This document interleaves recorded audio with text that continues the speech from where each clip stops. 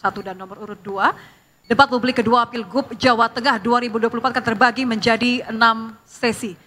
Sesi pertama adalah penyampaian visi, misi, dan program dari masing-masing paslon. Kemudian sesi kedua dan ketiga adalah pendalaman visi, misi, dan program. Sesi keempat dan kelima adalah sesi tanya jawab dan sanggahan antar pasangan calon. Kemudian sesi terakhir, Bapak dan Ibu, akan menjadi sesi closing statement atau penutup dari pasangan calon. Tanpa berlama-lama lagi, kita akan mulai sesi penyampaian visi misi pasangan calon. Masing-masing pasangan calon akan diberikan waktu 4 menit.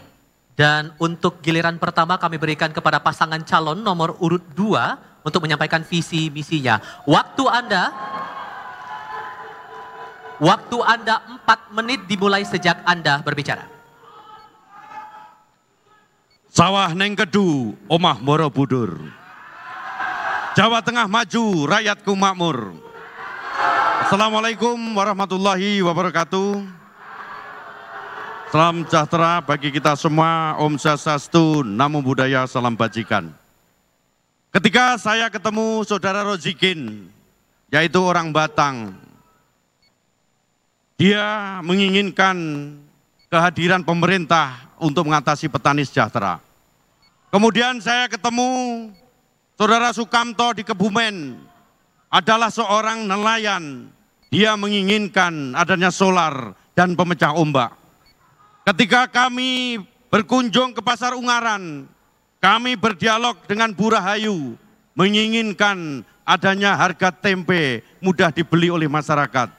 Kami ketemu banyak orang, itulah merupakan semangat kami untuk ngopeni. Ngopeni merupakan keteladanan seorang pemimpin. Hari ini kami pakai baju batik dari Bu Markonah asal Salatiga. Sepatu kami dari Kendal. Itu semua adalah untuk ngopeni UMKM. Ngopeni ngelakoni adalah komitmen untuk mewujudkan visi kami Jawa Tengah maju berkelanjutan. Maju berarti sejahtera, masyarakat meningkat. Tidak ada lagi petani menanyakan pupuk. Tidak ada lagi nelayan menanyakan solar. Tidak ada lagi ibu yang merasa kesulitan sekolah. Ke depan saya sampaikan, saya pastikan kepada masyarakat Jawa Tengah, akeh rezekine, sehat awake, tentrem atine, itulah Jawa Tengah maju. Berkelanjutan bermakna melanjutkan prestasi Bapak Bibit Waloyo, Bapak Ganjar Pranowo, nguri-nguri warisan Bapak Joko Widodo yang selaras dengan Presiden Prabowo Subianto. Kami berkomitmen akan melakukan penghapusan utang petani, nelayan, pelaku UMKM, sebagaimana kebijakan yang sudah ditandatangani oleh Bapak Presiden Republik Indonesia Prabowo Subianto. Saya dan Gus Yassin hari ini mengucapkan selamat Hari Pahlawan. Monggo Gus. Matur suwun Mas Lutfi, kita sadar bahwa dampak perubahan iklim sudah terasa. Semakin banyak bencana, semakin kita menderita. Oleh karena itu, kita berkomitmen ngopeni bumi. Warga Jawa Tengah adalah masyarakat yang religius, yang taat kepada agamanya. Islam, Katolik, Kristen, Hindu, Buddha, Konghucu mengajarkan untuk mencintai lingkungan. Tuhan memerintahkan kepada manusia untuk memakmurkan bumi. Khalifah itulah kita. Komitmen ngopeni bumi sudah saya lakoni selama 5 tahun terakhir, membangun infrastruktur penggerak ekonomi sekaligus memperkuat daya dukung lingkungan. Bersama pemerintah pusat, kami membangun ratusan embung. Kita dorong pengembangan energi baru terbarukan di desa, baik menggunakan tenaga surya, bumi maupun hidro. Bersama para kiai kami ngopeni pesantren mencari ridho Allah. Waktu Anda habis Bapak-Bapak, terima kasih.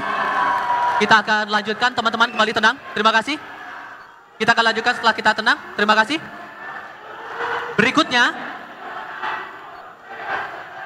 kita akan memberikan kesempatan kepada paslon nomor urut 1 untuk menyampaikan visi misinya. Waktu Anda sama 4 menit dimulai ketika Anda berbicara. Assalamualaikum warahmatullahi wabarakatuh. Selamat malam, salam sejahtera, shalom, om swastiastu, namo buddhaya, rahayu. Yang kami hormati Ketua dan Komisioner KPU Jawa Tengah, Ketua dan Komisioner Bawaslu Jawa Tengah, Mas Lutfi, Gus Yassin, panelis, dan seluruh rekan-rekan media masyarakat Jawa Tengah yang menyaksikan debat malam ini. Kerja keras masyarakat Jawa Tengah beserta seluruh penyelenggara pemerintah, mulai dari pemerintah pusat, provinsi, kabupaten, kota, sampai dengan pemerintah desa, RT, RW, telah membuktikan dan telah mengukir prestasi. Hari ini Jawa Tengah telah menjadi kekuatan ekonomi terbesar nomor 4 nasional. Di belakang daerah khusus Jakarta, Jawa Timur, dan Jawa Barat. Demikian juga dilihat dari indeks daya saing. Jawa Tengah telah menempati urutan kedua terbaik nasional di belakang daerah khusus Jakarta. Demikian juga dilihat dari indeks ketahanan pangan. Pembangunan ketahanan pangan Jawa Tengah selama 5 tahun terakhir telah menunjukkan tren yang positif, berkembang.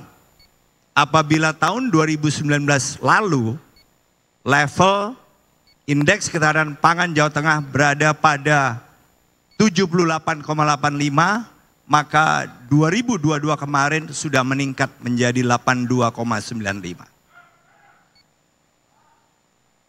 Perkembangan positif ini, hadirin sekalian, bisa juga diartikan dengan perkembangan yang positif dalam pembangunan infrastruktur. Sebab definisi dari ketahanan pangan adalah ketersediaan pangan di Jawa Tengah untuk masyarakat Jawa Tengah yang mencukupi, baik dari segi kuantitas maupun kualitas. Nah, pasalnya pangan ini tidak hanya diproduksi oleh Jawa Tengah, tapi juga dari luar Jawa Tengah, termasuk dari luar negeri. Sehingga perkembangan yang positif dalam hal ketahanan pangan ini juga menunjukkan keberhasilan pembangunan infrastruktur kita. Mulai dari akses masuk ke Jawa Tengah, udara, laut, darat, juga pembangunan infrastruktur yang mendukung penyediaan air untuk proses produksi, pengolahan dan konsumsi, dan juga pembangunan infrastruktur jalan yang memberikan konektivitas untuk melayani titik-titik produksi, pengolahan sampai dengan konsumsi tingkat masyarakat. Pasalnya, pembangunan infrastruktur dan ketahanan pangan berakibat langsung kepada kerusakan lingkungan. Kami secara umum akan selalu menyertakan pembangunan infrastruktur dan pembangunan ketahanan pangan dengan upaya untuk memitigasi kerusakan lingkungan sedemikian rupa sehingga proses perubahan iklim menjadi lebih moderat dibandingin kecepatan kerusakan lingkungan dan perubahan iklim yang terjadi sekarang. Terima kasih. Masih ada waktu, mau ditambahkan Bapak-Bapak? Masih ada waktu, mau ditambahkan atau cukup?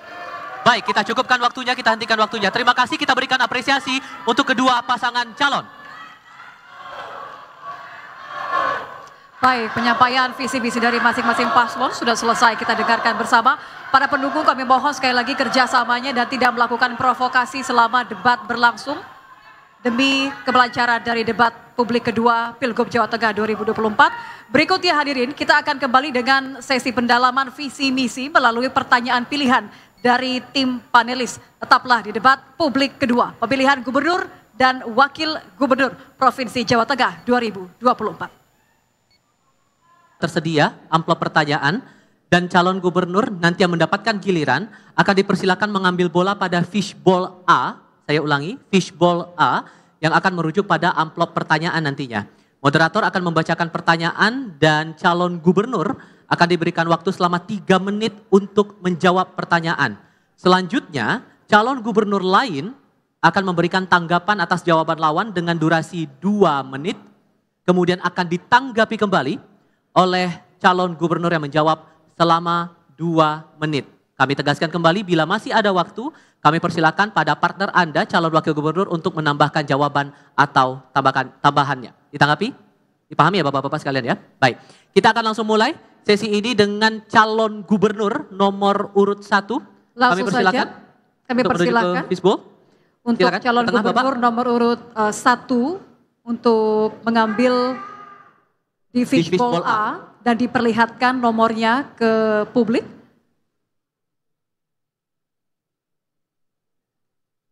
Baik, nomor 4 ya. Nomor 4 mohon diletakkan kembali di wadah kosong di tengah, Bapak. Terima kasih. Dipersilakan kembali ke podium. Paslon nomor urut 1 mendapatkan bola nomor 4. Saya akan ambil. Amplop nomor 4 masih tersegel. Ini menandakan kerahasiaan masih terjaga. Saya akan buka. Pertanyaan yang telah dirancang oleh panelis tentang investasi, perindustrian, UMKM, dan pemberdayaan desa. Mohon disimak karena saya hanya akan bacakan pertanyaan 1 kali saja tanpa diulang. Di Jawa Tengah, kesenjangan ekonomi antara pedesaan dan perkotaan masih sangat lebar. Sementara itu potensi ekonomi kreatif dan digital belum dimanfaatkan secara optimal di pedesaan. Padahal keberadaan media sosial dan platform e-commerce dapat meningkatkan pemasaran produk kreatif dari wilayah pedesaan. Saya lanjutkan pertanyaannya, apa strategi dan langkah konkret yang akan paslon lakukan untuk mendorong pengembangan ekonomi kreatif dan digital di pedesaan agar tercipta peluang usaha baru yang dapat mengurangi ketimpangan ekonomi antara desa dan kota? Dipahami subtema dan pertanyaannya, paslon nomor urut 1. Baik, kalau begitu kami berikan waktu untuk calon gubernur nomor urut 1 untuk menjawab pertanyaan. Waktunya 3 menit dimulai dari Anda berbicara. Silakan. Kesenjangan ini diakibatkan oleh beberapa hal. Yang pertama adalah ketersediaan koneksi internet. Khususnya di desa-desa. Catatan kami menunjukkan bahwa saat ini koneksi internet itu belum tergelar di seluruh desa. Jumlah desa di Jawa Tengah 7.810 dan masih banyak kekurangan. Kami punya komitmen untuk bisa menggelar koneksi internet ini di seluruh desa. Minimal 1 titik 1 desa. Nah berarti kita akan menyiapkan anggaran untuk memastikan seluruh desa ini bisa terkoneksi. Ada yang sudah terhubung dengan fiber optik misalnya, sehingga lebih murah, lebih mudah. Juga ada yang tercover oleh BTS, tetapi ada juga yang belum bisa menggunakan fiber optik maupun BTS. Dan ini karena teknologi saat ini sudah memungkinkan, sudah hadir, kita bisa menghadirkannya dengan menggunakan Satcom atau satelit komunikasi yang menurunkan koneksi internet. Dari sini kemudian awal dari segalanya. Yang kedua adalah bagaimana SDM masyarakat kita di desa, bahkan internet saja mungkin baru akan memahami. Belum lagi mungkin mereka apakah punya handphone atau bahkan tablet untuk bisa memanfaatkan koneksi internet. Jadi secara perlahan kita akan bangun koneksi internet, juga pelatihan-pelatihan, dan itu ada dalam program kami, agar masyarakat desa ini sedikit lebih tahu bahwa dengan menggunakan internet, mereka bisa memanfaatkan e-commerce. E-commerce yang dulu mungkin didominasi oleh perusahaan-perusahaan besar, tapi sekarang individu pun bisa memanfaatkan itu dan bisa menghasilkan atau bisa lebih produktif dibandingin masa-masa sebelumnya. Jadi SDM, kemudian penyiapan koneksi internet di seluruh wilayah, di seluruh desa, dan tentunya juga bagaimana kita men-encourage badan-badan usaha, perusahaan-perusahaan untuk bisa memanfaatkan. Karena apa? Karena kerjasama ini untuk memanfaatkan e-commerce ini kan belum tentu harus ditangani oleh satu badan usaha atau satu perusahaan saja. Mereka bisa melakukan outsourcing. Misalnya mereka bisa mendapatkan supply dari desa-desa dengan menggunakan e-commerce itu. Jadi intinya kita akan memperpendek kesenjangan itu dengan cara membuat mereka lebih aware dan lebih melek terhadap ICT. Terima kasih.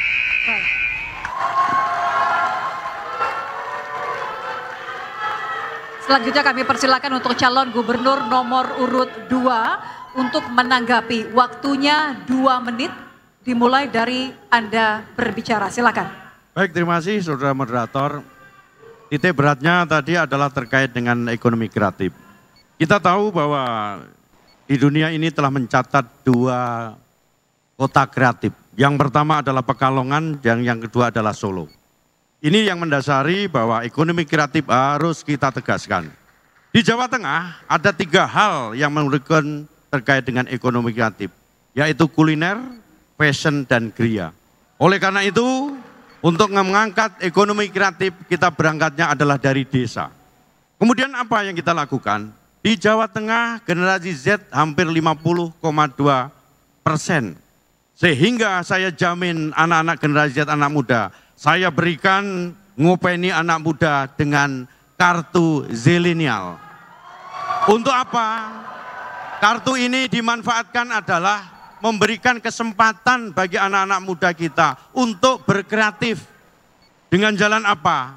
Bahwa dengan punya kartu ini, rekan-rekan zilenial bisa melakukan kursus, kemudian melakukan kegiatan yang didampingi oleh kepala dinas. Sehingga bonusnya bisa ngopi gratis dan internet gratis. Di mana dilakukan? Di seluruh kecamatan kita akan kita tempatkan rumah kreatif di masing-masing kecamatan. Dengan demikian, apabila anak-anak muda di desa kita sudah berkreatif, secara tidak langsung dia bisa menghidupkan, menciptakan lapangan kerja sendiri dan juga memberi kesempatan kepada orang lain.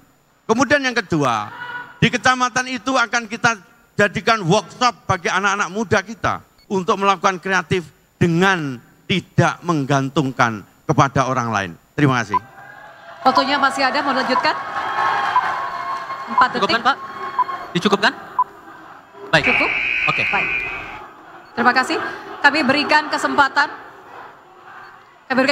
kepada calon gubernur nomor urut 1 untuk merespon tanggapan dari calon gubernur nomor urut 2. Waktunya sama, 2 menit dimulai dari Anda berbicara. Silakan. Tambahan dari Mas Lutfi adalah program-program bagus dan memang dibutuhkan. Nah, kemudian memang begitu banyak sebetulnya peluang-peluang bagi desa maupun mereka-mereka yang belum mungkin terekspos kepada koneksi internet itu untuk lebih meningkatkan diri. Saya menambahkan saja bahwa kesempatan bagi mereka untuk belajar itu justru lebih banyak didapatkan dari peers atau teman-teman maupun badan-badan usaha yang peduli. Karena apa? Karena justru perusahaan-perusahaan yang sudah lebih dulu menggunakan e-commerce, kalau mereka bisa memanfaatkan potensi desa, ini akan lebih efektif lagi kemungkinannya untuk membesarkan bukan saja perusahaan mereka, tetapi juga mereka-mereka yang ada di desa yang pasti memberikan kontribusi untuk memperbesar secara bersama-sama usaha mereka bersama. Memang yang menjadi tantangan adalah bagaimana kemudian kita bisa menyiapkan tambahan device sehingga mereka yang tadinya belum pernah terekspos, ada sekitar mungkin 18%-an dari masyarakat Jawa Tengah ini yang belum pernah terekspos atau belum terhubung dengan internet. Nah, ini memang tantangan tersendiri. Anggaran yang kita miliki, kita pernah hitung, bisa memberikan tetapi sifatnya bertahap. Tapi kami yakin dalam 5 tahun ke depan, mereka-mereka ini minimal bisa menambah kapasitas maupun kemampuan masing-masing untuk memiliki device yang bisa terkoneksi ke internet secara langsung. Terima kasih. Baik. Terima kasih calon gubernur Provinsi nomor 2. Baik, kita akan langsung masuk ke putaran berikutnya dan kami berikan kesempatan untuk calon gubernur nomor urut 2 mengambil bola di fishbowl A. Silakan ke tengah Bapak. Di fishbowl A, yang A Bapak sebelah. Oke. Dan tunjukkan angkanya ke kamera. Nomor boleh diputar sedikit Bapak, biar terlihat. Nomor 1, baik. Silakan ditaruh di wadah kosong di tengah Anda Bapak. Calon gubernur nomor urut 2 mengambil nomor 1. Mohon tenang teman-teman, mohon kerjasamanya, terima kasih. Ini amplop nomor 1. Saya akan membacakannya 1 kali saja dan tidak ada pengulangan sehingga mohon dicermati dengan saksama. Pertanyaan untuk calon gubernur nomor urut 2 tentang lingkungan hidup, perubahan iklim, dan penanggulangan bencana. Berdasarkan data BNPB tahun 2023, jumlah bencana alam yang terjadi di Jawa Tengah relatif tinggi, yaitu tanah longsor 125 kasus, banjir 95 kasus, dan kekeringan 21 kasus. Jumlah dan jenis bencana di Jawa Tengah diperkirakan akan semakin meningkat setiap tahun. Pertanyaannya, bagaimana strategi paslon untuk memitigasi bencana alam dan tata kelola pasca bencana di wilayah Jawa Tengah? Waktu Anda menjawab 3 menit dimulai sejak Anda berbicara. Baik, terima kasih Saudara Moderator. Jawa Tengah dijuluki sebagai supermarket bencana karena sering mengalami berbagai macam bencana. Tahun 2023, Jawa Tengah merupakan salah satu dari 5 provinsi yang sering mengalami bencana alam. Oleh karena itu, untuk memitigasi hal ini yang pertama, kita akan ciptakan penanggulangan bencana secara terpadu. Apa itu? Yang pertama, kita akan menggunakan aplikasi Jateng Ngopeni.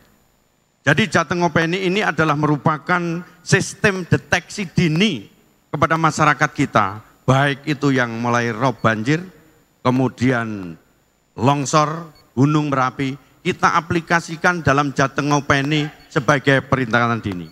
Kemudian yang kedua, kita lakukan rehabilitasi dan rekonstruksi pada saat pasca bencana. Untuk apa? Agar masyarakat kita recovery bahwa negara hadir untuk melaksanakan. Termasuk penataan drainase dan penanggulangan banjir yang bisa kita laksanakan. Misalnya di wilayah Semarang, misalnya di wilayah Kudus, misalnya di wilayah Demak. Termasuk kita akan ciptakan desa tangguh bencana. 1 desa, 1 tangguh bencana. Untuk apa? Mereka akan kita latih untuk memberikan efek deterren dan terbiasa untuk menghadapi bencana. Termasuk rekan-rekan sekalian, kita juga akan mendorong revitalisasi embung. Untuk apa? Untuk mengatasi adanya bahaya kekeringan yang sering menambah kita. Kemudian yang kedua, kita harus tingkatkan kemampuan sumber daya manusia. Dengan jalan apa? Mereka kita berikan pendidikan perubahan iklim dan penanggulangan bencana. Kepada siapa? Masyarakat. Semua yang tergigat dengan bencana itu sendiri. Yang kedua, penguatan kapasitas daripada personel BPBD-nya, berikut Satgas Targananya, sehingga mereka mampu siap pakai kapanpun, dimanapun bencana itu berada. Yang terakhir, kita lakukan sekolah aman bencana. Untuk siapa? Bagi siswa, bagi pekerja, termasuk tenaga kesehatan. Demikian. Masih ada waktu, mau ditambahkan? Silakan. Silakan. Ya, saya akan menambahin sedikit bahwa kita juga butuh recovery hutan. Saya pernah melihat hutan yang ada di Jawa Tengah semakin gundul, maka kita akan mengajak masyarakat dalam desa untuk revitalisasi hutan kita sebagai penanggulangan bencana banjir di kawasan Kabupaten Pati. Terima kasih. Masih ada waktu, mau ada tambahan lagi Bapak-Bapak? Dicukupkan? Baik, kita hentikan waktunya. Selanjutnya kami akan berikan kesempatan. Kami berikan kesempatan kepada calon gubernur nomor urut 1 untuk menanggapi jawaban calon gubernur nomor urut 2. Waktu Anda 2 menit sejak Anda berbicara. Program Mas Lutfi dengan Gus Yassin sangat baik. Saya hanya menambahkan saja bahwa bencana alam ini ada yang disebabkan oleh human. Dan itu bisa kita mitigasi dengan cara beberapa kebijakan. Misalnya turunnya permukaan tanah karena penggunaan air tanah yang berlebihan. Dan itu bisa saja terjadi misalnya di Kecamatan Sayung, Demak, di Kendal, di mana permukaan tanah ini tiap tahun turunnya bisa sampai dengan 10-12 cm. Dan ini merupakan salah satu akibat dari penggunaan air tanah yang berlebihan. Mitigasinya, kita berlakukan kebijakan-kebijakan yang mengenakan pajak lebih tinggi, misalnya khususnya untuk penggunaan air tanah. Sedemikian rupa sehingga yang digunakan lebih ke air permukaan. Jadi bukan air tanahnya. Nah, kemudian juga misalnya banjir yang disebabkan oleh gundulnya hutan, dan ini juga bisa kita berikan insentif kebalikannya. Insentif bagi usaha-usaha atau perusahaan-perusahaan yang kemudian bisa menunjukkan bahwa mereka bisa menghijaukan kembali sektornya atau propertinya maupun usaha di sekitarnya. Sedemikian rupa sehingga kita meringankan, memberikan insentif kepada mereka, tetapi juga usaha untuk memitigasi itu dilakukan oleh swasta. Dan karena mereka yang punya kepentingan, saya meyakini ini akan lebih efektif. Karena biasanya usaha-usaha itu ingin berusaha dalam jangka yang cukup panjang. Baik. Giliran Cagup nomor urut 1 sudah, sekarang saya berikan kesempatan kepada Cagup nomor urut 2 memberikan respon atas tanggapan dari Cagup nomor urut 1. Waktu Anda 2 menit sejak Anda berbicara. Baik, terima kasih Mas Andika. Mungkin ini akan saya menambahkan bahwa yang paling utama terkait dengan penurunan air tanah, kita harus lakukan penegakan perda sehingga tidak ada lagi dalam pengambilan air tanah semena-mena. Perda itu diatur dan dilaksanakan evaluasi pengambilan air tanah adalah 1 tahun sekali. Manakala saya dengan Gus Yassin nanti menjadi gubernur, perda itu akan kaya revisi untuk 3 bulan sekali kita lakukan evaluasi pengambilan air tanah untuk tidak dilakukan semena-mena. Itu yang pertama. Kemudian yang kedua, apa solusinya? Kita harus menggunakan desalinasi. Dengan apa? Untuk merubah air tawar menjadi air, air asin menjadi air tawar. Yang sudah dilaksanakan oleh Undip, yang sekarang dipraktekkan di Sayung. Jadi air asin kita rubah menjadi air tawar. Sehingga pengambilan air yang semena-mena, yang tidak melayani aturan, yang melanggar aturan sebagai perda, dapat dimitigasi dengan adanya pengambilan atau alat yang sudah dicontohkan oleh Undip. Oleh karena itu, saya nanti akan berjanji bahwa untuk selanjutnya koordinasi dengan BUMD kita, dengan BUMD kita untuk melaksanakan kegiatan dengan adanya penggunaan air tanah itu sendiri. Demikian selesai. Masih ada waktu? Ada tambahan? Atau cukup? Oke, kita hentikan waktunya dan kita beri apresiasi untuk kedua pasangan calon untuk sesi kali ini. Baiklah Bapak dan Ibu, masing-masing pasangan calon 1 dan 2 telah menjawab pertanyaan dari panelis dan ditanggapi oleh paslon lainnya serta merespon balik tanggapan dari masing-masing calon gubernur. Di segmen berikutnya kita akan mendengar pendalaman visi misi, namun kali ini dari masing-masing calon wakil gubernur. Tetaplah bersama kami tetap mohon kerjasamanya para pendukung, tidak memprovokasi. Kami akan kembali usai jeda di debat publik kedua pemilihan gubernur dan wakil gubernur Provinsi Jawa Tengah 2024.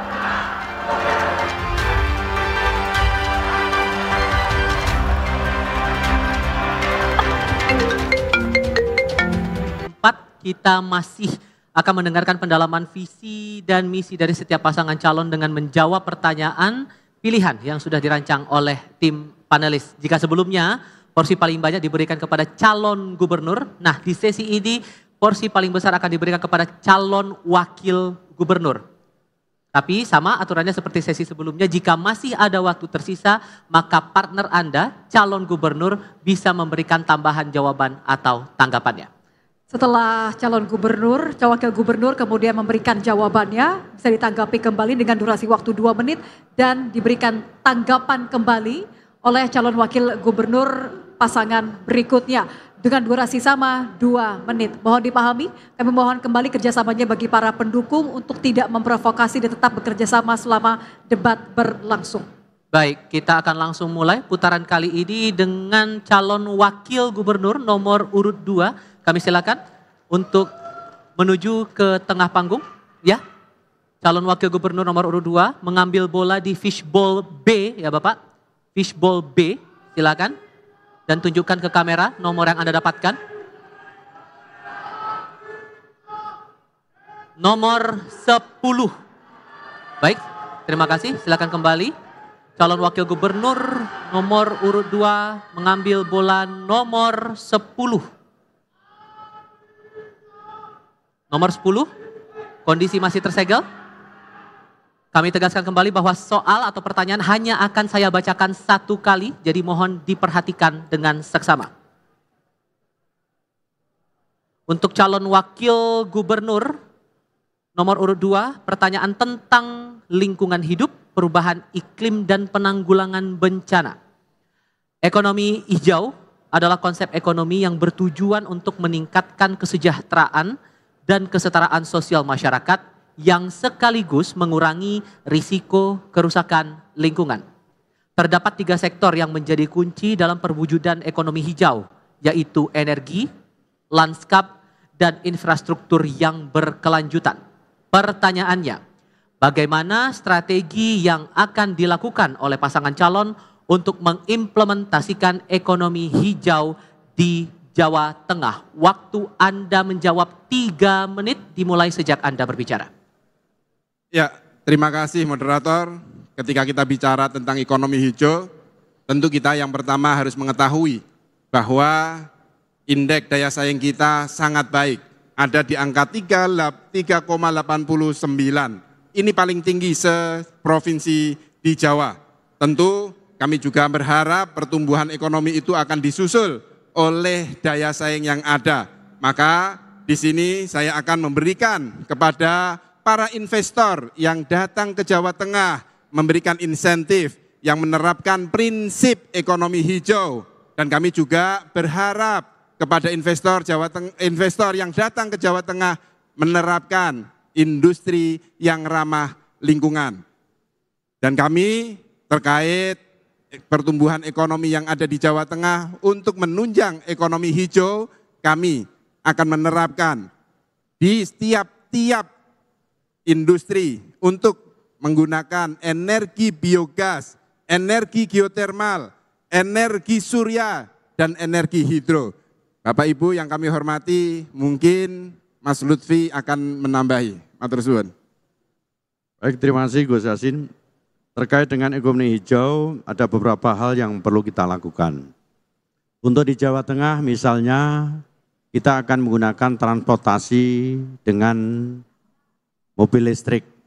Kemudian juga ada lagi energi terkait dengan eko pesantren, di mana pesantren itu bisa melaksanakan merubah energi sampah menjadi energi yang terbarukan. Kemudian yang tidak kalah pentingnya adalah ada energi terbarukan. Di Jawa Tengah mempunyai energi terbarukan adalah Desa Mandiri Energi, di mana dari 2.845 desa di Jawa Tengah sudah mempunyai kualifikasi energi terbarukan. Nah, ini merupakan suatu role model yang harus kita tingkatkan. Termasuk bagaimana negara hadir dalam rangka mewujudkan aglomerasi yang berpotensi dalam rangka menggerakkan ekonomi hijau. Misalnya di masing-masing daerah kita harus menerapkan ekonomi hijau untuk menunjang daripada perkembangan di wilayah kita. Terima kasih. Masih ada waktu? Mau ditambahkan atau sudah cukup? Kita hentikan waktunya, terima kasih.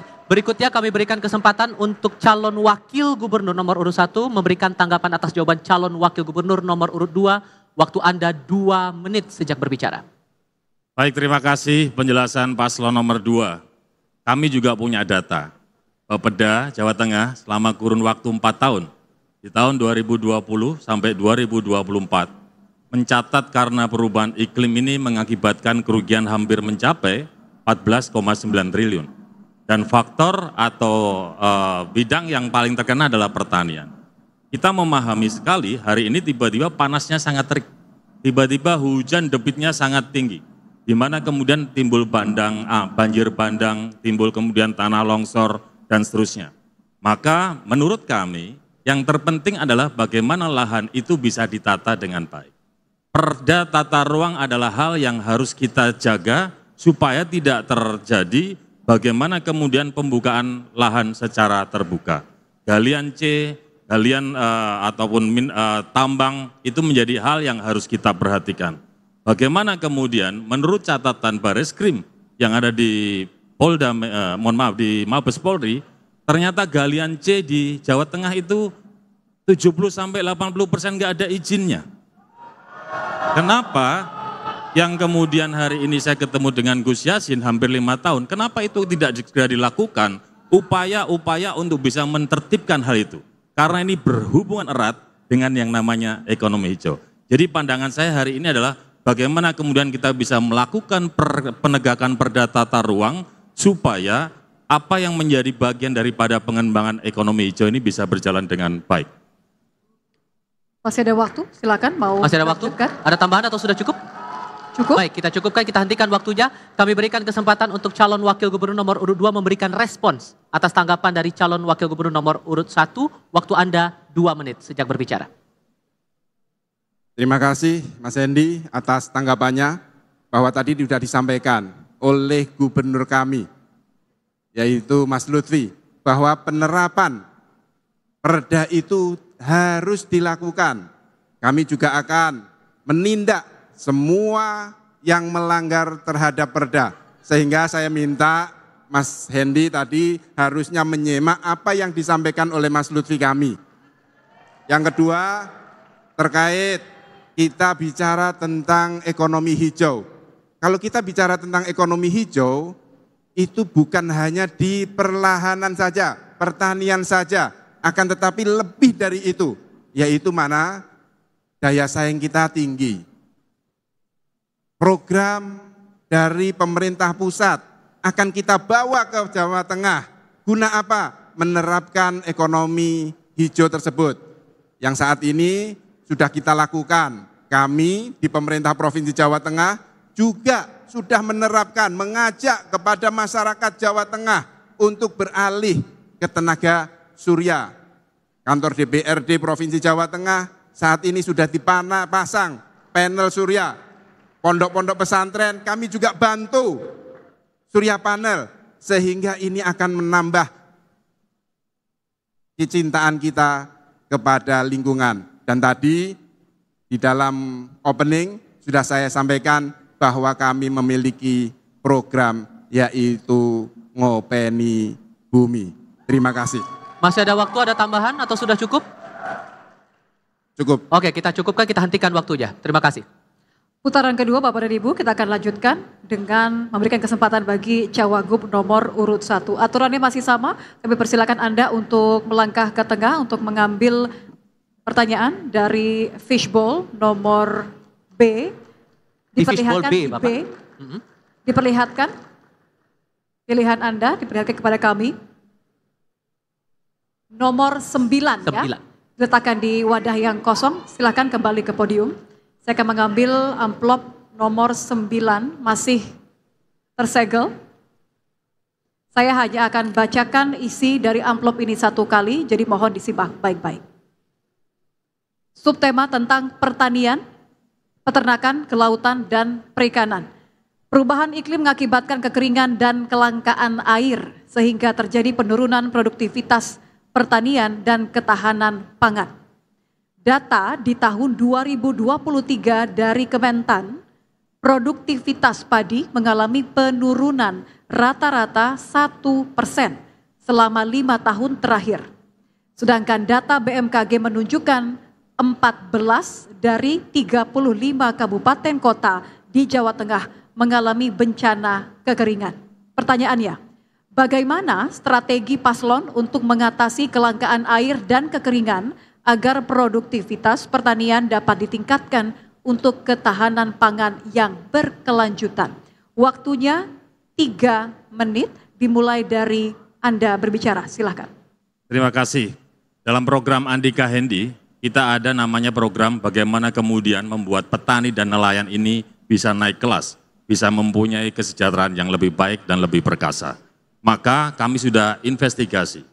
Dari 35 kota kabupaten, pada saat kita ketemu dengan para petani, umumnya mereka mengeluhkan beberapa hal. Yang paling utama adalah pupuk dan irigasi. Terkait dengan kelangkaan air ini menjadi bagian perhatian serius yang akan dikembangkan oleh pasangan Andika Hendi. Kita sudah melakukan inventarisir, kita lihat data. Pertama ada 38 waduk dan embung, 38 embung, waduk, kemudian embungnya 172. Yang itu kemudian sudah kita lakukan mitigasi, ternyata kondisinya ada rusak sedang mencapai 17%. Maka pasangan Andika Hendi akan fokus terkait hal tersebut. Bagaimana kita alokasikan APBD provinsi untuk memperbaiki waduk ataupun embung. Kita bisa juga libatkan teman-teman di swasta, di perguruan tinggi, untuk bisa mereka melakukan upaya pembangunan waduk atau embung lewat CSR, seperti yang sudah dilakukan oleh Pak Rektor Undip. Yang lainnya, kita juga melihat bahwa BRIN, Badan Riset Daerah ini penting dikembangkan, untuk kemudian membuat petani secara kesejahteraan bisa lebih meningkat. Kenapa? Karena riset akan membuat benih, bibit, dengan kualitas yang lebih baik, dengan masa panen yang semakin pendek. Yang kedua selain irigasi adalah pupuk seperti yang saya sampaikan. Pupuk ini juga penting. Dari sejumlah kuota nasional maupun kuota yang di Jawa Tengah, ternyata pupuk ini mestinya cukup. Maka yang penting adalah tata kelolanya. Bagaimana kemudian ketersediaan pupuk di Jawa Tengah itu benar-benar ada pada saat petani ingin melakukan upaya penanaman. Miris sekali kita mendengar. Petani pengen nanam, pupuknya sudah tidak ada. Yang keempat yang tidak kalah pentingnya adalah pasca masa panen. Bapak Ibu sekalian yang selalu saya hormati, petani kita sebagian besar adalah petani gurem yang kepemilikan tanahnya kurang dari 0,5 hektar. Ini menjadi PR, tantangan yang berat yang kemudian pasangan Andika Hendi ingin kemudian memperjuangkan petani itu supaya bisa memiliki lahan lebih dari 0,5 hektar. Supaya kemudian bisnis pertanian itu bisa menjadi sebuah industri yang mereka bisa merasakan kemanfaatannya. Termasuk pada saat kemudian muncul panen raya, kita harus bisa menjaga supaya harga hasil panen raya petani ini kemudian tidak turun atau anjlok. Maka kita akan siapkan gudang, kita bisa bentuk BUMD untuk bisa membeli harga-harga produk-produk petani saat panen raya, atau bahkan kita bisa libatkan swasta supaya mereka juga melakukan aktivitas pembelian pada saat petani memasuki panen raya. Terima kasih. Baik. Aturan mainnya masih sama, Bapak. Kami berikan kesempatan kepada calon wakil gubernur nomor urut 2 untuk menanggapi, waktunya 2 menit, dimulai dari Anda bicara. Silahkan. Terima kasih Mas Hendi. Menarik yang terakhir saya, menarik tadi. Mas Hendi akan bikin namanya BUMD terkait apa tadi? Pembelian pupuk ya. Mas, hasil panen itu kami di Jawa Tengah sudah ada Mas BUMD-nya yang bernama Jateng Agro Berdikari. Jadi nggak perlu lagi bikin BUMD lagi. Dan ini satu-satunya yang kena inisiasi di Jawa Tengah. Belum pernah ada. Di provinsi yang lain menerapkan pembelian hasil pertanian masyarakat ketika harganya anjlok. Bahkan saya sempat pribadi membeli beberapa hasil panen. Supaya apa? Stabilisasi harga itu terjadi di Jawa Tengah. Terima kasih, mungkin Mas Lutfi mau menambahkan. Baik, terima kasih. Ada beberapa hal yang perlu saya sampaikan. Pupuk di Jawa Tengah cukup, bukan kurang. Di Indonesia, Kementerian telah menyiapkan 40 juta ton. Ditambah 40 juta ton cukup. Yang tidak cukup adalah pendistribusiannya kurang tepat sasaran. Dari mulai proses distribusi, kemudian ke PKL, baru ke petani. Apa yang salah? Ke depan apabila saya dan Gus Yassin menjadi gubernur, kartu tani akan saya hapuskan. Untuk apa? Untuk tata kelola pupuk yang sekarang carut marut, bukan tepat sasaran. Misalnya dalam kartu tani itu seseorang hanya bisa ngambil suatu PKL, ternyata di PKL itu urainya habis. Tetapi kartu tani tidak bisa dipakai untuk ke PKL yang lain. Akhirnya Pak Tani bilang, pupuknya di sana habis, padahal PKL-nya tidak di sini. Ini yang perlu dibetulin mekanisme pendistribusian pupuk di wilayah Jawa Tengah. Baik, kami berikan kesempatan yang sama, durasi 2 menit untuk merespon tanggapan dari Cawagup nomor urut 2. Silahkan Cawagup nomor urut 1. Terima kasih Gus Yassin, Pak Lutfi. Gus Yassin bercerita, Mas Hendi nggak perlu buat BUMD untuk beli hasil petani. Oh ya, karena katanya sudah dibangun atau dibentuk. Sejak kapan ya Gus? Karena masa kampanye, mohon maaf. Karena pada saat kampanye saya turun. Bagaimana kemudian di Banjarnegara, tomat itu dibuang sama petani. Kenapa? Harganya turun, tidak ada yang beli. Bagaimana kemudian kita ke Temanggung, Wonosobo, tembakau hampir banyak petani yang mengeluhkan tembakonya nggak ada beli. Karena salah satu perusahaan besar itu tidak membeli hasil tembakau. Jadi buat kami Andika Hendi, program itu adalah harus ada kemanfaatannya buat masyarakat. Program kalau hanya tercatat sebagai program yang muluk-muluk supaya masyarakat kemudian melihat pencitraan, buat kami tidak akan melakukan gitu Gus. Mohon maaf Gus ya. Maka mungkin saya yang keliru. Saya mungkin terlalu ekspektasi terhadap BUMD yang sudah dibuat di zaman Gus Yassin. Catatan yang kedua, saya sepakat dengan yang disampaikan oleh Pak Lutfi tentang pupuk. Benar sekali. Nah inilah PR kita. Pasangan Andika dan Hendi pun Pak Lutfi, hari ini kita juga ingin fokus pada problem pupuk. Karena pupuk ini benar-benar kalau kita dengar miris sekali. Katanya kuotanya cukup. Tapi kemudian pada saat petani akan melakukan penanaman, pupuk itu nggak ada. Atau bahkan kalau beli harus susah. Maka kita sepakat, masukannya Pak Lutfi juga oke, Gus Yassin pertanyaannya di situ tadi, tapi enggak apa-apa, mungkin nanti di belakang kita bisa diskusi terkait BUMD, gitu ya? Yeah. Masih ada waktu, silakan. Masih ada waktu, kalau mau ditambahkan? Menambahkan untuk pajak air permukaan memang harus kita benahi sedemikian rupa sehingga penggunaan air permukaan itu lebih efektif untuk ketahanan pangan. Baik, terima kasih. Cawagup nomor urut 1 dan nomor urut 2 sudah menyelesaikan putaran yang sama dengan durasi yang diberikan. Baik, boleh kita beri apresiasi untuk kedua pasangan calon teman-teman sekalian.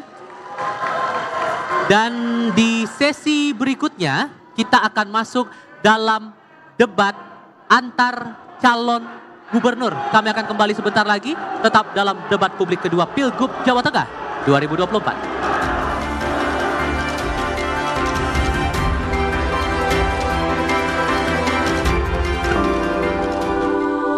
Perlu diperhatikan aturan mainnya Bapak-Bapak sekalian, salah satu calon gubernur nantinya akan memberikan pertanyaan kepada calon gubernur lain dengan durasi 1 menit. Kemudian dijawab oleh calon gubernur yang ditanya dengan durasi 3 menit. Lalu dilanjutkan dengan ditanggapi oleh calon gubernur yang bertanya dengan durasi 2 menit. Dan ditanggapi kembali oleh calon gubernur yang menjawab selama 2 menit. Apabila masih ada waktu yang tersisa, maka partner Anda, rekan Anda, calon wakil gubernur bisa memberikan tambahan. Apakah dipahami?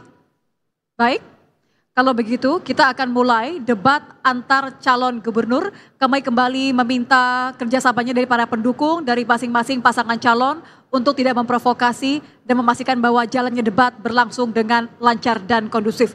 Saya akan mulai dengan memberikan kesempatan kepada calon gubernur nomor urut 1 untuk memberikan pertanyaan. Durasi yang Anda miliki adalah 1 menit. Silahkan dimulai dari Anda bicara. Mas Lutfi, salah satu masalah dalam pertanian adalah bagaimana agar partisipasi petani muda milenial ini lebih tinggi lagi. Apa strategi Mas Lutfi untuk membuat generasi muda kita untuk terjun ke pertanian? Silakan calon gubernur nomor urut 2, Anda memiliki waktu. Apakah pertanyaannya sudah selesai? Sudah cukup. Oke, baik, kita kita hentikan dulu. Anda memiliki waktu 3 menit, Bapak, dimulai dari Anda bicara untuk menjawab pertanyaan dari calon gubernur nomor urut 1. Silakan. Baik, terima kasih Pak Andika. Kita tahu bahwa RPJMD kita mengamanatkan bahwa lumbung di Jawa Tengah adalah lumbung pangan nasional. Hal dasar inilah yang mungkin pertanyaan ini harus kita eksplor. Kenapa? 60% pertanian kita adanya di Jawa Tengah. Karena apa? Di situ ada iklim dan sumber daya manusia. Tetapi yang tidak kalah penting, rata-rata anak muda kita tidak mau mengikuti pekerjaan bapaknya. Anak muda generasi Z kita rata-rata pengen yang instan. Oleh karena itu, kami menggunakan kartu zilenial. Dengan cara apa? Petani-petani milenial kita harus bangkit kembali. Pertanian di Jawa Tengah atau kita umumnya bisa kita kenal dengan 3 permasalahan. Yang satu adalah petani pangan. Yang kedua adalah petani industri. Dan yang ketiga adalah petani kesenangan. Petani pangan dia sawahnya kecil. Petani industri sawahnya besar. Dia bisa nanam tembakau untuk perusahaan rokok. Tetapi petani kesenangan adalah dia bisa menanam produk-produk unggulan, bisa memasarkan bahannya sendiri, bisa untuk mengemas sendiri, dan bisa untuk menjadi kesenangan sendiri. Itulah nanti program kami dengan Gus Yassin. Apabila terpilih, maka petani milenial akan saya kedepankan. Dengan apa? Kita ciptakan di masing-masing desa satu produk unggulan petani milenial. Dengan begitu, maka desa itu akan terangkat, termasuk tidak hanya petaninya.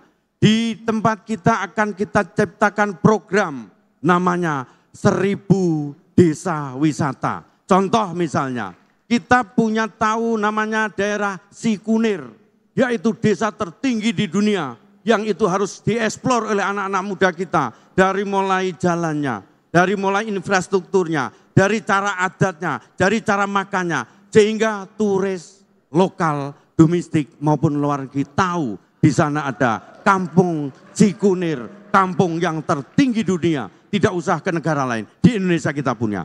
Itu fungsinya apa? Anak-anak muda kita bekali kartu untuk melakukan workshop, kegiatan bahwa apa di desa kita gitu kan.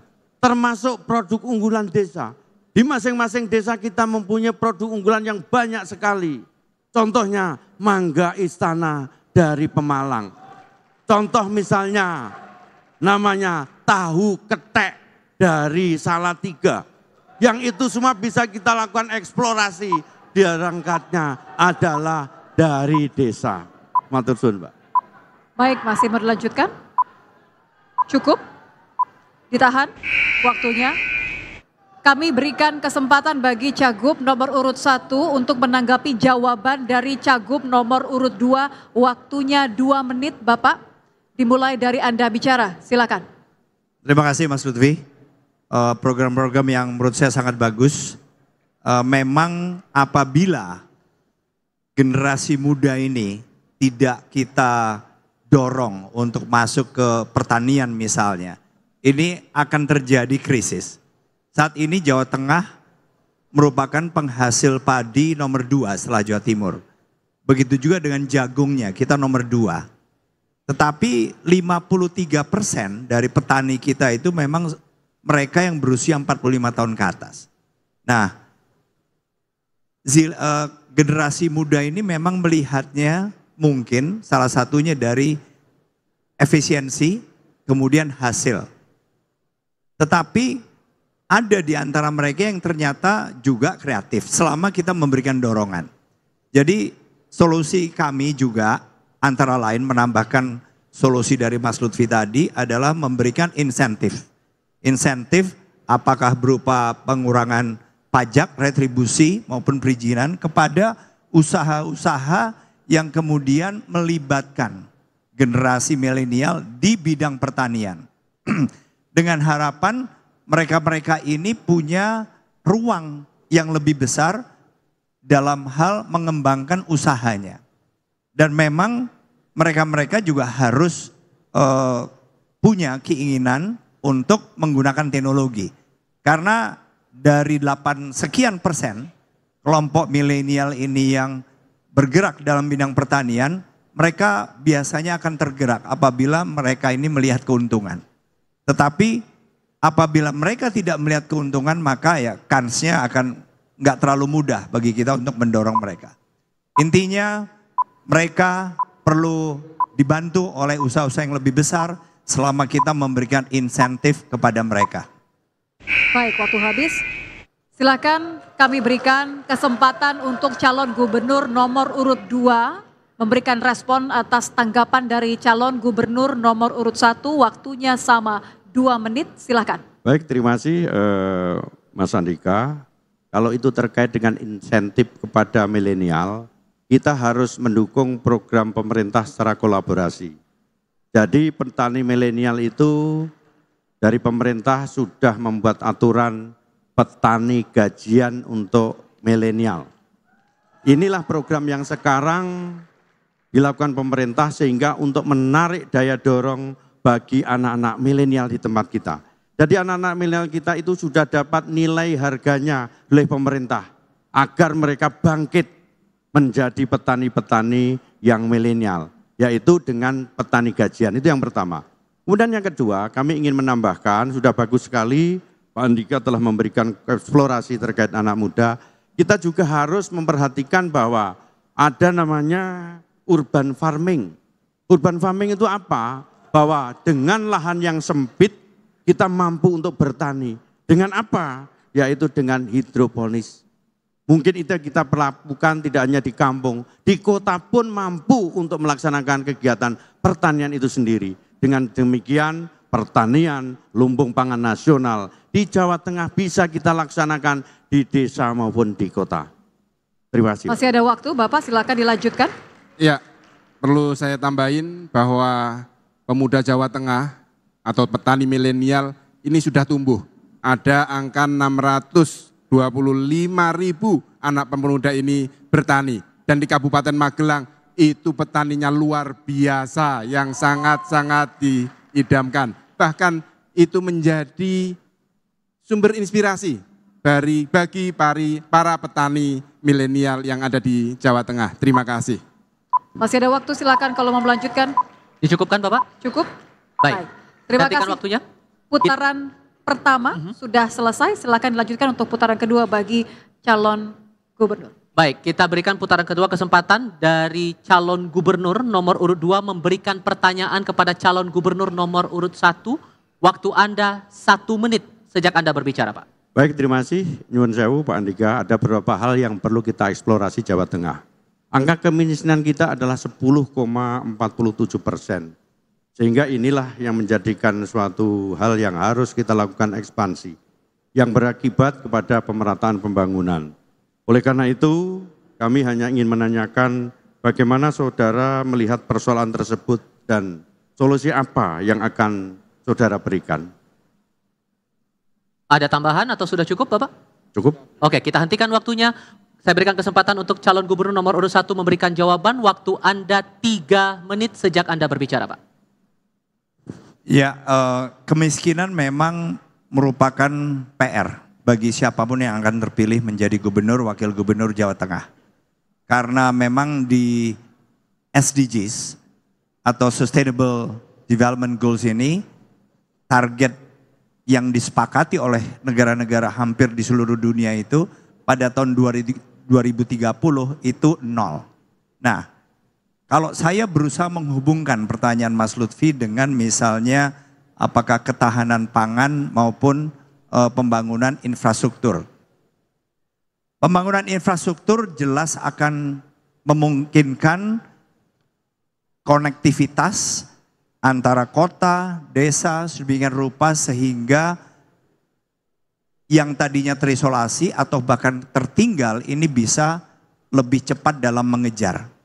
Nah, pembangunan ini, infrastruktur ini memang tidak terlalu mudah. Kita punya tanggung jawab yang besar dan kita sejauh ini sudah memiliki 7 koridor misalnya dari seluruh jaringan infrastruktur jalan yang ada di kita. Tetapi kita memang harus terus berusaha untuk meningkatkan kualitas. Karena jalan-jalan yang menjadi tanggung jawab provinsi ini kan kira-kira masih ada 14%-an yang masih lebarnya itu kurang dari 7 meter. Jadi salah satunya adalah bagaimana kita 5 tahun ke depan ini berusaha untuk melebarkan jalan-jalan yang menjadi tanggung jawab provinsi dengan budget kita agar minimal mempunyai kelebaran 7 meter.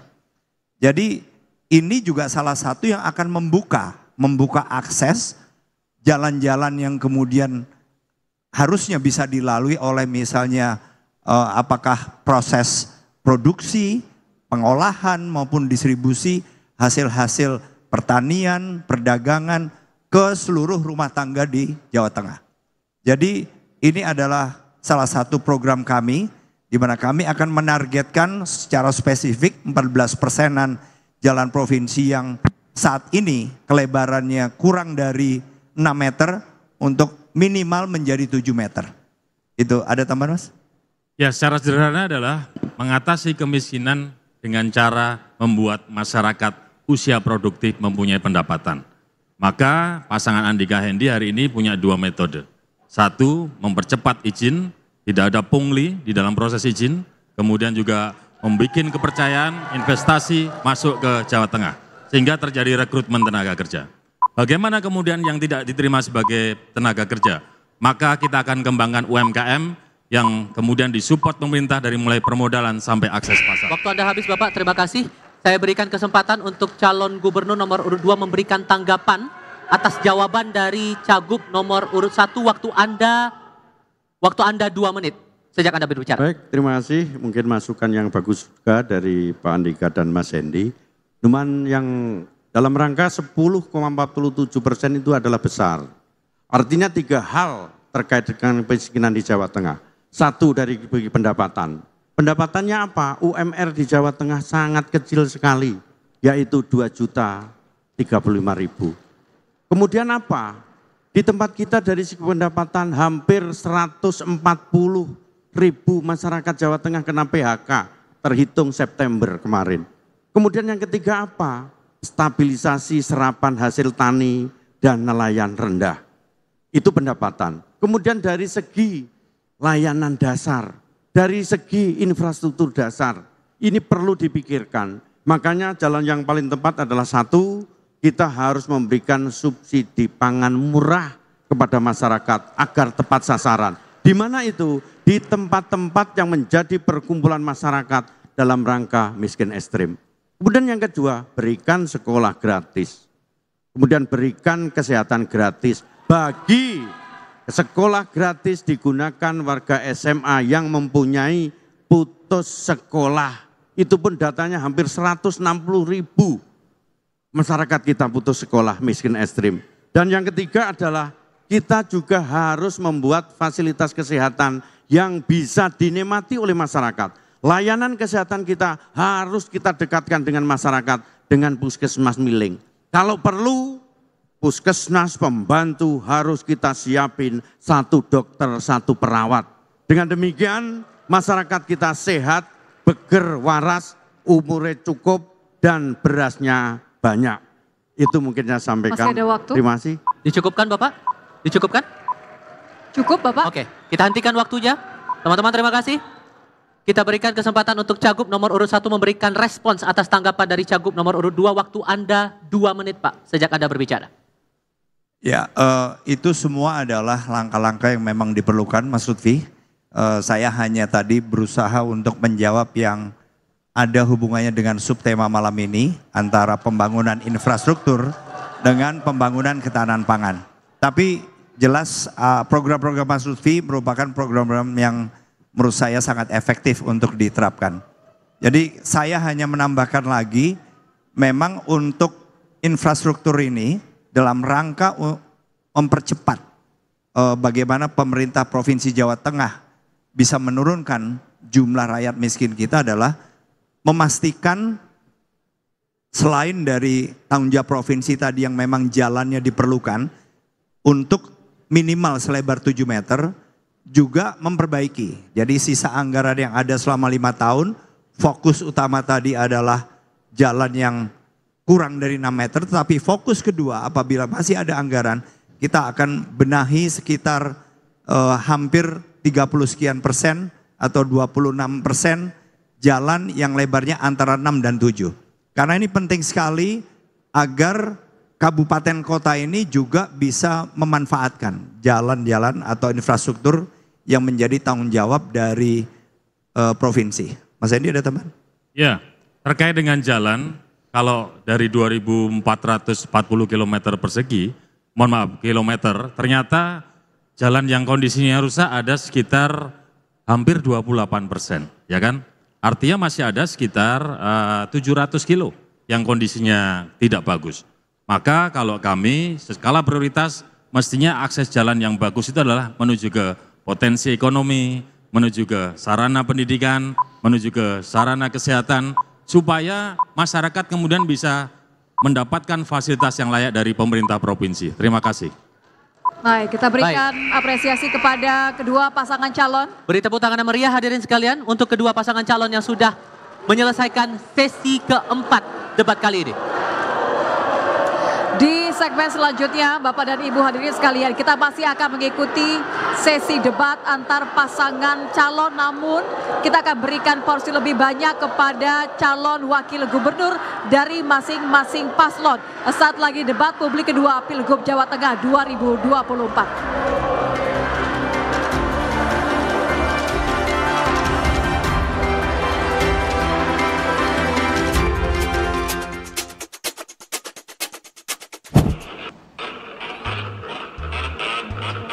Kali ini adalah sesinya debat antar calon wakil gubernur.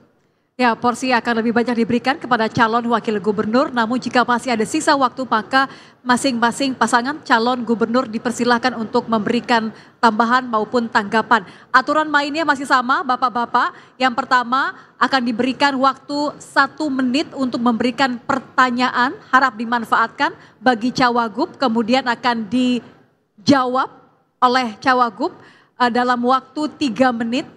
Setelah dijawab, maka pasangan yang memberikan pertanyaan akan menanggapi jawaban yang diberikan dalam waktu 2 menit. Setelahnya, di akhir putaran akan diberikan kembali kesempatan untuk merespon tanggapan dengan durasi yang sama 2 menit. Dipahami aturannya masih sama. Kami mohon juga untuk tetap para pendukung memberikan atau membantu suasana agar tetap kondusif dan tidak memprovokasi. Terlebih agar para pasangan calon bisa mendengar dengan jelas setiap arahan yang kami berikan dalam sesi kali ini. Untuk sesi kali ini, untuk putaran pertama kami berikan kesempatan untuk calon wakil gubernur dari nomor urut 2 yang akan memberikan pertanyaan ke calon wakil gubernur nomor urut 1. Waktu Anda 1 menit. Dimulai sejak Anda berbicara. Mas Hendy, bicara tentang ekonomi, kita tahu bahwa Jawa Tengah adalah lumbung pangan, termasuk lumbung daging. Kita tahu bahwa banyak fasilitas pendukung usaha peternakan seperti keberadaan rumah pemotongan hewan yang jumlahnya mengalami peningkatan di mana terdapat 135.000 rumah pemotongan hewan. Kita juga tahu pada saat ini pemerintah telah memiliki master plan ekonomi syariah yang salah satunya berkaitan dengan pengembangan industri halal atau rumah muslim. Bagaimana program saudara untuk mengatasi tantangan tersebut? Masih ada waktu, mau ditambahkan atau sudah cukup? Kita hentikan waktunya dan kami berikan kesempatan untuk calon wakil gubernur nomor urut 1 memberikan jawaban. Waktu Anda 3 menit, dimulai sejak Anda berbicara. Yang pertama, pasti kita akan mendukung program pemerintah, apapun di Provinsi Jawa Tengah. Yang kedua, kita tahu jumlah umat muslim di Indonesia sangat banyak, terlebih di Jawa Tengah. Maka perlu diadakan pelatihan-pelatihan, terutama di sektor tempat RPH tersebut, rumah pemotongan hewan. Supaya daging sapi yang dihasilkan itu bisa menjadi daging sapi yang halal buat umat muslim. Nah itulah yang kemudian oleh pasangan Andika Hendi akan kita kembangkan. Bagaimana kemudian RPH itu bisa kemudian melakukan diversifikasi usaha. Supaya RPH itu bisa tumbuh berkembang dengan baik. Contoh kami punya waktu di Kota Semarang, kita juga punya RPH Gus. Kemudian RPH itu supaya mereka tetap bisa tumbuh, mereka juga mempunyai diversifikasi usaha. Dibuat abon, kemudian dibuat macam-macam yang terkait dengan hewan berkaki 4 terutama ya. Yang akhirnya rumah pemotongan hewan itu bisa berjalan baik, tumbuh baik, dan kemudian juga bisa menghasilkan dividen untuk pemerintah Kota Semarang. Masih ada waktu? Boleh ditambahkan? Sudah cukup? Masih ada tambahan Bapak? Silakan. Jawa Tengah juga merupakan penghasil ayam terbesar dan ini salah satu juga yang merupakan prestasi yang harus dipertahankan. Nah sehingga berbagai cara bisa digunakan dan kita juga memiliki program-program agar keberlanjutan Jawa Tengah sebagai penghasil ayam ini juga bisa terus ditingkatkan lagi. Tidak cukup hanya di sini. Tetapi ada beberapa kendala yang menurut saya juga pasti bisa kita komunikasikan dengan pemerintah pusat karena adanya kuota. Kuota khususnya bibit, day old chick atau bibit ayam yang berusia 1 hari. Itu yang masih dirasakan agak membatasi walaupun itu adalah kewenangan pemerintah pusat. Tapi selama hal ini bisa dikomunikasikan, saya kok yakin kita bisa terus meningkatkan produksi dan kelebihan Jawa Tengah dalam menghasilkan ayam potong. Terima kasih. Masih ada waktu? Mau dicukupkan atau ada tambahan lagi? Kita hentikan waktunya. Saya berikan kesempatan untuk calon wakil gubernur nomor 2 memberikan tanggapan atas jawaban Cawagup nomor 1. Waktu Anda 2 menit sejak Anda berbicara, Pak. Ya, terima kasih Mas Hendi. Saya tahu bahwa di Kota Semarang memiliki RPH, akan tetapi memang di sini masih belum bersertifikat halal. Maka memang di sinilah kami ingin mengandalkan bahwa Provinsi Jawa Tengah tadi yang saya sampaikan, bahwa kita mendukung untuk ekonomi syariah. Maka di sini RPH maupun RPA itu mari kita dorong. Dan kami sejak 5 tahun yang lalu sudah memberikan pelatihan kepada masyarakat Jawa Tengah, yaitu juru sembelih halal yang kita namai dengan Kang Jalal. Tentu perlu diingat bahwa kami juga mendorong pertumbuhan rumah pemotongan hewan. Kami tidak hanya halalnya saja, akan tetapi sejak pandemi COVID-19 masyarakat butuh makanan yang higienis. Maka saya pastikan bahwa daging dari Jawa Tengah ini bukan hanya halal, akan tetapi juga higienis. Yang ada di Kabupaten Magelang, rumah pemotongan hewan yang diinisiasi oleh salah satu pesantren, yaitu Pondok Pesantren Sulaimaniyah. Dan perlu diketahui, pemotongan ayam yang ada di Jawa Tengah juga terbaik. Bukan hanya di Jawa Tengah, akan tetapi juga di Indonesia yang tanpa stain. Sehingga daging itu akan lebih thayyib atau higienis. Mungkin ini terima kasih dan kami akan dorong juga pemerintah Provinsi Jawa Tengah untuk menyusun peraturan tentang ekonomi syariah yang mengatur diantaranya tentang kelembagaan dan sistem keuangan. Terima kasih. Masih ada waktu? Mau ada tambahan atau cukup? Oke, kita hentikan waktunya. Saya berikan kesempatan untuk Cawagup nomor 1 memberikan respons atas tanggapan dari Cawagup nomor 2. Waktu Anda sama 2 menit sejak Anda berbicara, Pak. Gus Yassin, terima kasih. Gus Yassin menyampaikan rumah pemotongan hewan di Jawa Tengah sudah punya sertifikat halal. Rumah pemotongan hewan di Kota Semarang, mungkin maksudnya zaman Pak Endi tidak ada sertifikat halal. Gus, Kota Semarang ini Jawa Tengah loh. Artinya,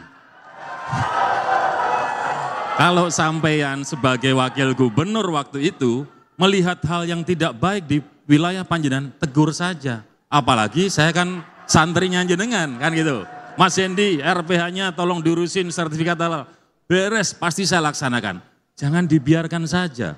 Jadi kemudian inilah yang membuat situasi tidak bisa berkembang dengan maju karena akhirnya yang didorong hanya kelompok-kelompok tertentu, Gus. Mohon maaf, Gus. Hanya untuk kepentingan kelompok tertentu sehingga wilayah Jawa Tengah secara keseluruhan 35 kota kabupaten yang Gus Yassin sudah punya potretnya. Mana yang baik, yang tidak baik, mestinya nanti kalau kita bisa bareng-bareng kita perbaiki supaya semuanya bisa bersertifikat halal. Gitu ya Gus. Terima kasih. Jai. Masih ada waktu Bapak, mau ditambahkan? Mau dilanjutkan? Atau sudah cukup? Masih ada waktu? Bisa cukupkan. Oke, kita hentikan waktunya. Terima kasih. Teman-teman kembali tenang. Terima kasih. Putaran pertama akan dilanjutkan dengan putaran kedua, aturan mainnya masih sama, durasinya masih sama, namun kali ini saya akan berikan kesempatan terlebih dahulu untuk calon wakil gubernur nomor urut 1 memberikan pertanyaan durasinya 1 menit kepada calon wakil gubernur nomor urut 2. Pertanyaannya silahkan. Assalamualaikum Gus. Ya. Saya sudah lihat profilnya Gus Yassin ya, maksudnya dari catatan yang ada itu kan kelahiran Sarang, Rembang. Terus ya? Di tahun 1983, luar biasa, masih muda, sudah sehebat sekarang, sudah pernah jadi wakil gubernur. Saya mau cerita begini Gus, menurut data, di Kabupaten Rembang itu ada luas lahan sawah 29.058 hektar, atau 28,65% dari total wilayah Kabupaten Rembang. Mungkin Gus Yassin sudah perso, kesehariannya kan di sana. Dengan potensi yang luar biasa ini, menurut catatan, mudah-mudahan keliru, Kabupaten Rembang berada di peringkat ke-7 tertinggi penduduknya yang miskin loh Gus, di 35 kabupaten kota ini. Saya mau tanya nih Gus Yassin, mudah-mudahan Gus Yassin nanti punya kemampuan untuk membantu saudara-saudara kita. Apa strateginya menurunkan kemiskinan dengan potensi lahan tersebut? Plus bonus demografi. Baik, waktu habis. Kami berikan kesempatan untuk Cawagup nomor urut 2 menjawab, waktunya 3 menit dimulai dari Anda bicara, silakan. Ya, terima kasih Mas Endi, bahwa memang di Kabupaten Rembang ini masih rendah atau masih tinggi angka kemiskinannya. Maka kami menawarkan program yaitu pendidikan dan kesehatan gratis. Guna apa? Masyarakat Rembang akan memiliki pendidikan yang lebih baik lagi, sehingga mereka juga akan mendapatkan pekerjaan yang baik. Perlu diingat Mas Hendi, bahwa di Kabupaten Rembang, di sektor pertaniannya memang perlu adanya penanganan khusus, karena memang di sana masih banyak kekeringan. Maka kami untuk memberikan jawaban tersebut, yaitu bagaimana para petani-petani milenial kita akan dorong dengan kartu zilenial, memiliki pendidikan terkait pertanian yang dibutuhkan di Kabupaten Rembang itu bagaimana. Yang kedua, kami juga akan mendorong pertumbuhan industri yang ada di Kabupaten Rembang. Kita tahu bahwa di Kabupaten Rembang salah satunya yang dibutuhkan industri itu adalah air. Maka di sini akan kami tawarkan, karena di Kabupaten Rembang adalah tempat pesisir yang saat ini sudah diinisiasi oleh salah satu universitas yang ada di Jawa Tengah, yaitu Undip, yaitu tentang desalinasi yang merubah air laut menjadi air tawar. Ini bisa difungsikan bukan hanya untuk industri, akan tetapi juga untuk masyarakat, untuk mendapatkan air bersih, termasuk persawahannya, yang itu juga tidak terlalu mahal. Saya sudah bertanya kepada Undip, yaitu modalnya hanya 200 juta. Terima kasih Mas Hendi. Masih ada waktu Bapak, silakan, ingin dilanjutkan atau cukup? Ntar ingin saya tambahkan, Di sana ada daerah pesisir, artinya di pesisir ada nelayan.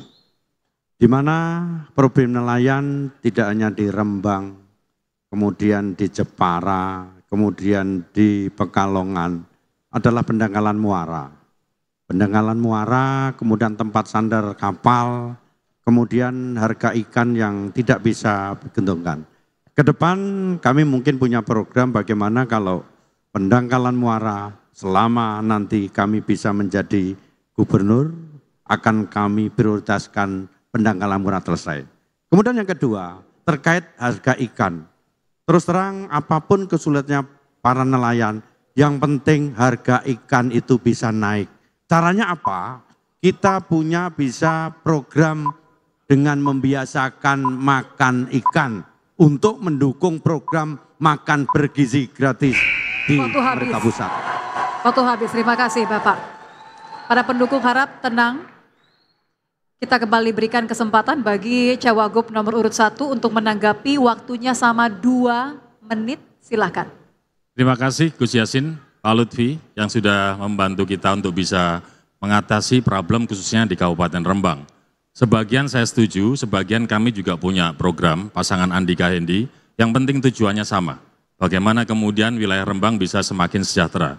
Dalam catatan kami, hasil daripada pertanian itu bisa kita lakukan upaya perbaikan dengan 5 hal. Pertama adalah berinda, riset. Riset ini penting untuk bisa menciptakan bibit yang berkualitas dan masa panennya adalah pendek. Yang kedua adalah irigasi yang tadi sudah kita bahas. Bagaimana dengan kondisi waduk embung milik pemerintah provinsi yang hari ini sebagian sudah dialirkan tapi ternyata baru mengcover sekitar 11% dari luas sawah yang ada di Jawa Tengah. Kita perlu membangun, atau kalau nggak punya duit, minta bantuan pemerintah pusat. Yang ketiga, tata kelola pupuk. Pak Lutfi tadi sudah menjelaskan bahwa kuota pupuk itu cukup di nasional maupun di Jawa Tengah. Sekarang tata kelolanya, distribusinya. Pak Lutfi lebih berani lagi, kartu tani dihapuskan, itu ya. Waktu itu Gus Yassin kok nggak memberi ide pada Pak Ganjar untuk menghapuskan kartu tani ya, saya juga bingung. Yang keempat adalah terkait modernisasi alat. Ini wilayahnya anak muda, milenial. Milenial itu kepengen efisien, efektif, dan modern. Maka ke depan ngimpi kami, pasangan Andika Hendi, harus kemudian diciptakan atau diberikan bantuan alat-alat pertanian yang modern. Kita sering lihat tiba-tiba drone di wilayah luas pertanian, di area pertanian, dia bisa kemudian menebarkan pupuk. Dia kemudian bisa juga dipakai untuk menebarkan namanya pestisida atau apapun itu ya yang untuk bisa memerangi penyakit-penyakit itu. Yang kelima adalah terkait dengan masa panen tadi. Bagaimana kita harus kemudian mengangkat harga petani. Terima kasih. Baik, waktunya habis. Kami berikan kesempatan bagi Cawagup nomor urut 2 untuk merespon tanggapan dari Cawagup nomor urut 1. Silakan, waktunya 2 menit. Terima kasih Mas Hendi atas solusinya tadi nomor 5 solusi yang ditawarkan. Akan tetapi tadi permasalahannya kalau di persawahan di Kabupaten Rembang itu air Mas. Ini yang belum ada solusi. Baru tadi bicara 11% pengairan itu masih di Jawa Tengah bagian selatan, bagian tengah, dan bagian barat. Yang kedua perlu kita ketahui bahwa masyarakat Rembang itu juga mayoritas nelayan. Maka kami juga akan ngopeni nelayan. Program kami itu. Buat apa? Buat meningkatkan kesejahteraan para nelayan kita. Dengan apa tadi yang disampaikan oleh Mas Hendi bertanya kepada kami, sejak kapan sih ada Jateng Argo Berdikari itu bertumbuh? Itu sejak tahun 2022 Mas, perubahan dari CMJT yang berubah menjadi PT Jateng Agro Berdikari. Itu juga bisa nantinya untuk apa? Membeli hasil nelayan ketika harganya turun. Yang kedua, kami juga akan memberikan pelatihan kepada perempuan nelayan yang selama ini merekalah sebenarnya yang mengolah, menentukan keuangan yang ada di nelayan. Maka kami akan memberikan pelatihan bagaimana mengolah hasil tangkapan nelayan, begitu juga penghasil dari petani kita olah. Sehingga apa? Nilai harganya akan naik. Itu yang akan kita tawarkan kepada masyarakat Rembang. Dan itu juga sudah pernah dilakukan oleh Pondok Pesantren Al-Anwar 3 mendampingi UMKM yang ada di Kabupaten Rembang. Terima kasih Mas Masih Hendy. ada waktu Bapak, silakan mau dimanfaatkan, dilanjutkan, masih ada waktu. Oke. Dicukupkan? Kita Baik. hentikan waktunya. Baik, terima kasih untuk kedua pasangan calon. Sesi kelima dalam debat kali ini sudah selesai.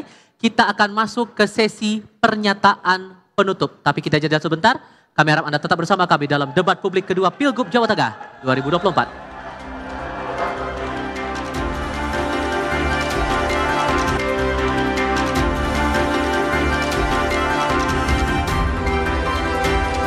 Kembali lagi bersama kami di debat publik kedua Provinsi Jawa Tengah untuk pemilihan calon gubernur dan calon wakil gubernur Jawa Tengah 2024. Acara ini dapat terselenggara dengan kerjasama antara Kompas TV dengan KPU Provinsi Jawa Tengah. Bapak-bapak sekalian, kita sudah masuk dalam sesi terakhir rangkaian debat pada malam hari ini.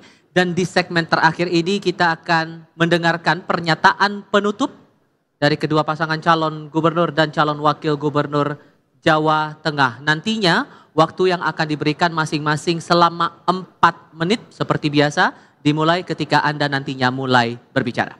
Masing-masing mendapatkan durasi waktu 4 menit. Sekali lagi terakhir kerjasamanya kami mohon dari para pendukung untuk tidak memprovokasi dan memastikan bahwa debat berjalan lancar hingga selesai. Baik. Kalau begitu saya akan berikan kesempatan terlebih dahulu untuk memberikan closing statement atau kalimat penutup bagi pasangan calon nomor urut 1. Waktunya 4 menit dimulai dari Anda berbicara. Silahkan.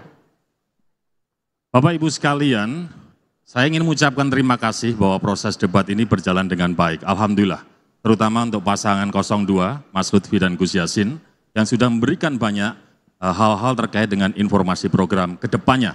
Kalau kemudian atas ridha Allah, Pak Andika dan Hendy bisa menjadi pucuk pimpinan di Provinsi Jawa Tengah. Dari debat malam hari ini, bertepatan dengan hari bersejarah bangsa Indonesia yang kita kenang sebagai Hari Pahlawan. Tepat 79 tahun yang lalu, tanggal 10 November 1945, Indonesia menghadapi salah satu pertempuran yang terbesar dan terberat dalam sejarah Revolusi Nasional Indonesia, yang menjadi simbol nasional perlawanan Indonesia terhadap kolonialisme atau penjajahan. Dari pertempuran tersebut kita mengenal tokoh-tokoh tentara yang menjadi pahlawan bagi bangsa Indonesia, mulai Bung Tomo, Mayor Jenderal Mangundiprojo, Mayor Jenderal Mustopo, dan juga ada Mayor Jenderal Sungkono. Sejarah juga mencatat berbagai elemen ikut berjuang di dalam pertempuran 10 November yang ada di Surabaya. Salah satu kekuatan besar Indonesia dalam pertempuran tersebut berhimpun dari fatwa resolusi jihad yang dikeluarkan oleh Kiai Haji Hasyim Asy'ari, pendiri Nahdlatul Ulama, pada tanggal 22 Oktober 1945. Dan alhamdulillah bisa hadir secara langsung cucu beliau, yaitu Gus Umar Wahid, yang hari ini menjadi ketua tim pemenangan dari pasangan Andika Hendy. Bapak Ibu sekalian, Bung Karno pernah mengatakan, perjuanganku lebih mudah karena melawan penjajah, tapi perjuanganmu akan menjadi lebih sulit karena melawan bangsamu sendiri. Untuk itu dengan tantangan bangsa yang semakin besar ke depan, kami ingin mengajak Bapak Ibu sekalian merapatkan barisan. Mari kita kemudian membuat Jawa Tengah bisa menjadi lebih hebat dan lebih perkasa. Bapak Ibu sekalian, sebelum acara malam ini, motivator kami, Mas Bambang Pacul, berpesan kepada kami untuk selalu menjaga semangat kepemimpinan Jawa. Apa itu? Ing ngarsa sung tulodo, ing matya mangunkarsa, tutwuri handayani. Yang artinya di depan memberi teladan, di tengah memberi bimbingan, di belakang memberi dorongan. Pemimpin itu ya harus menyatu dengan rakyat. Tidak boleh adigang, adigung, adiguno.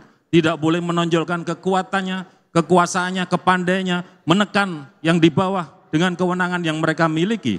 Maka Bapak Ibu sekalian, mari kita belajar bagaimana kemudian debat ini adalah sarana untuk mendengar kita, bukan ngotot berargumen tentang program terbaik. Karena pemilihan gubernur Jawa Tengah momentum masyarakat Jawa Tengah untuk bisa lebih hidup baik dan lebih perkasa. Bapak Ibu sekalian, pasangan Andika Hendy hari ini berkomitmen tidak boleh ada peternak sapi perah di Boyolali yang membuang susu produksinya dengan sia-sia. Tidak boleh ada lagi petani sayur di Magelang, di Purbalingga, di Banjarnegara yang membuang hasil panennya karena harganya jatuh di pasaran. Jawa Tengah ke depan haruslah dapat memberi ruang dukung bagi masyarakat. Dari Jawa Tengah kita harus memunculkan perempuan-perempuan hebat dan perkasa. Ada Mbak Tri Cahyaningsih, seorang ibu rumah tangga yang juga buruh pabrik di Boyolali, yang ternyata berhasil meraih nilai tertinggi dalam seleksi CPNS di Provinsi Jawa Tengah. Ada Mas Alvin, anak yatim seorang pemulung di Sragen, yang berhasil diterima S2 di Universitas Gadjah Mada. Untuk itu kami ingin menekankan, Pilgub kali ini bukan hanya persoalan Andika Hendi, tapi kita ingin semuanya perkasa, baik petaninya, nelayannya, buruh pabriknya, pekerja swastanya, perempuan, pemuda, rekan-rekan disabilitas, anak-anak bangsa yang mendapatkan haknya. Semua perkasa, semua berdaya, semua sejahtera. Terus. Terima kasih pasangan calon nomor urut 1 sudah memberikan closing statement atau penutup. Setelah ini kami akan berikan juga kesempatan yang sama kepada pasangan calon nomor urut 2 untuk memberikan yang sama closing statement. Oke, ditahan dulu teman-teman. Ditahan dulu, masih ada kesempatan lain. Kita berikan berikutnya kesempatan bagi pasangan calon nomor urut 2 untuk memberikan pernyataan penutup. Durasinya sama. Tenang dulu kawan-kawan, tenang dulu kawan-kawan. Durasi Anda sama, waktunya 4 menit dimulai sejak Anda berbicara. Ibu bumi kang ditresnani, ibu bumi ingkang bakal jangkepi.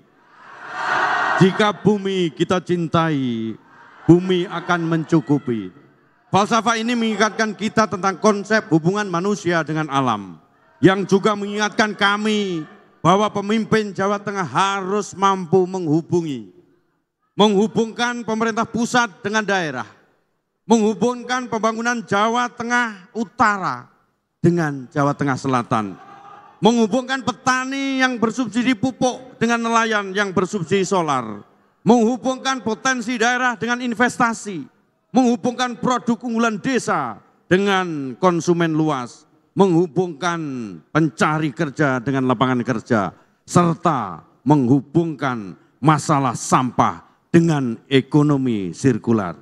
Itu sebabnya Jawa Tengah membutuhkan pemimpin yang bisa menghubungkan semua kalangan, yang kenal petani dan nelayan, yang kenal anak muda pengusaha inkraf di Jepara, Magelang dan Solo Raya, yang kenal para sesepuh pembatik di Pekalongan, yang kenal mbok penjual daun pisang di pasar. Sehingga di dalam usaha kita memajukan Jawa Tengah, suara mereka lebih banyak didengar dan tidak hanya di kelompok masyarakat yang dirugikan dan diabaikan. Pemimpin yang bisa ngopeni sehingga mampu ngelakoni. Matur suwun Mas Lutfi. Kami haturkan terima kasih kepada masyarakat Jawa Tengah, khususnya paslon nomor urut 1 yang telah mengapresiasi program-program kami. Insya Allah akan kami lakukan untuk mensejahterakan masyarakat Jawa Tengah. Saya ucapkan juga termasuk ucapan terima kasih kepada penyelenggara, pendukung aparat TNI dan Polri yang sudah membantu menciptakan suasana aman dan kondusif. Ngopeni dengan hati adalah gaya pemimpin yang dilakukan dengan tulus, dengan ikhlas dan dedikatif. Terakhir, tembang ciptaan Sunan Kalijaga ini bisa menjadi pengingat bagi kita semua yang senantiasa hidup sederhana, saling mendukung, saling bersyukur atas segala sesuatu yang sudah kita miliki, juga bekerja sama mewujudkan Jawa Tengah maju dan berkelanjutan. Lir ilir, tambure wosumilir, ya ijo royo, tak senggo temanten anyar, tak senggo temanten anyar, cah angon, penek no blimbing kuwi luyulu, nyu penek no kanggo baso dodotira, kanggo baso dodotira, dodotira, dodotira, kumintir bedah ing pinggir mana jumatana, kanggo seba mengko sore, kanggo seba mengko sore, mumpung padang rembulane, mumpung dar kalangane, ya surah nomor loro. Mohon maaf Bapak, waktunya sudah habis. Assalamualaikum Terima warahmatullahi kasih. wabarakatuh.